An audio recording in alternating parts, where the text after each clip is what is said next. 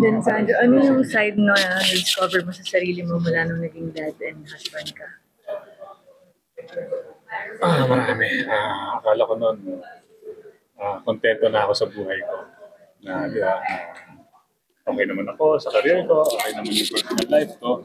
Pero nung naging tatay ako, naging asawa, mas nagkaroon ng mas malalim na meaning talaga lahat ng bagay. Siguro yung mga na-realize ko, mahirap siya, pero ito yung mga klaseng mahirap na gusto mong pagdaanan. Kasi ito yung magpapatibay at ito rin yung mga pwede kong ipasa sa anak ko balang araw. Yung mga experiences na pinagdaanan ko na papasa ko sa kanya para matutunan din niya.